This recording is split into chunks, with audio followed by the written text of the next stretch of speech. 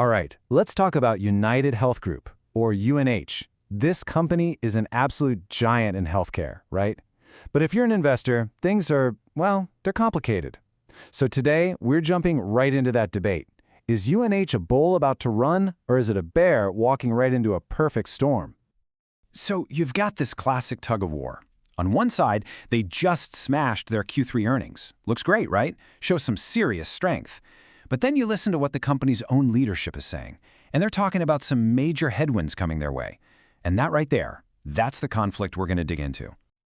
Okay, let's kick things off with the bull case. And what a number to start with. We're talking $113 billion in revenue just for the third quarter. That's not just a big number, it's a 12% jump from last year. So, the growth engine is definitely still humming along. But then, you see this. And this is the number that's giving investors pause. The bears are pointing right at it. Even with all that revenue, the company is basically telling us they expect to lose around 1 million members from their Medicare Advantage plans by 2026. Losing that many people, well, that's a huge red flag.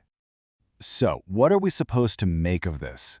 It's like the company is hitting the gas and the brake at the same time. Is UnitedHealth actually turning things around for the long haul, or are they just driving straight into a massive storm? That's the big question we're tackling. All right, here's how we're going to break this all down. First, we'll look at why the bulls are so optimistic. Then, we'll dive into the bear case and all the pressures they're facing. And at the end, it's going to be your call, bull or bear. Okay, let's get into it. First up, the bull case, a big rebound. The argument here is all about a proactive strategy for growth.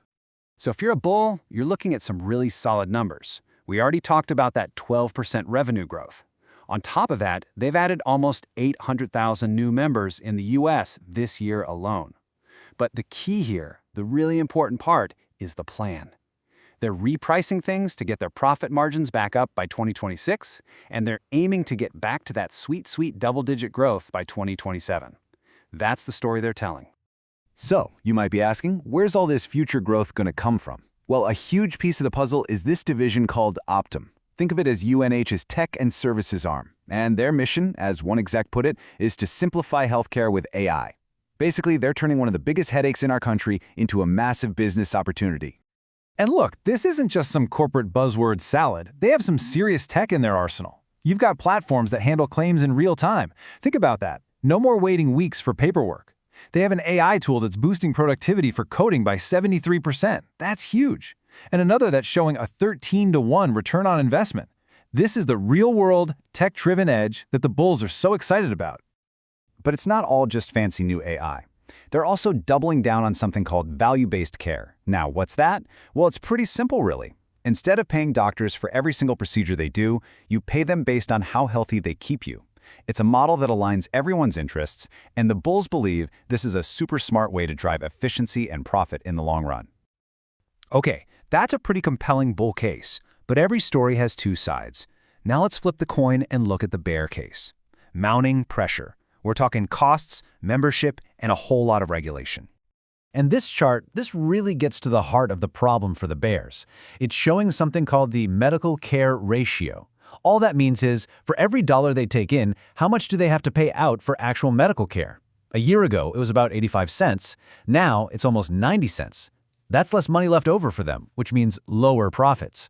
And it jumped that big, that fast? Yeah, that's got people worried.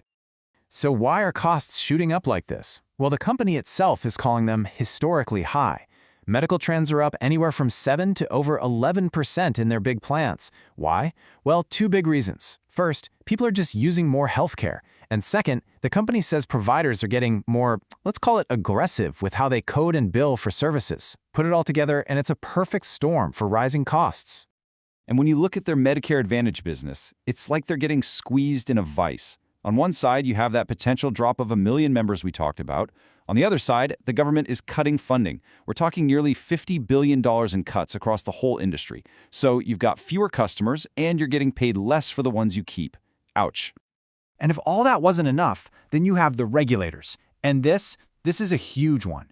This number, over 1,250, is how many state bills have been introduced just this year going after a part of their business called pharmacy benefit managers, or PBMs. UnitedHealth's Optum Rx is one of the biggest PBMs out there, so they have a giant target on their back. So how exactly could these new rules hurt them? Well, they're attacking the PBM business model from all sides. Some laws want to force them to pass drug rebates directly to customers, which cuts out a big source of their income. Others want to ban something called spread pricing. That's basically the markup they put on drugs. Any one of these new rules could seriously put the squeeze on their profits. All right, we've heard the bull case, we've heard the bear case. Now it's time for the final verdict. Let's weigh the evidence. So here it is, all laid out. The bulls are playing the long game. They see strong growth, a smart plan to fix profits, and they believe Optum's tech is a total game changer. The bears, on the other hand, are focused on the here and now. They see profits getting crushed by high costs, a huge potential loss of members, and a regulatory nightmare that could unravel a key part of the business. It's a real clash of perspectives. And that's where we land. You've seen both sides of the argument. So the question is, which side are you on? Do you think the bull case, with its focus on innovation and long-term strategy, wins out? Or are the bears right, that the short-term pressures are just too much? We really want to know what you think. Drop a comment below and tell us why. Hey, if you got some value out of this breakdown, do us a favor and hit that subscribe button. We do these deep dives in the most debated stocks all the time here at the Bull versus the Bear. And feel free to check out some of our other analyses right here. Thanks for tuning in.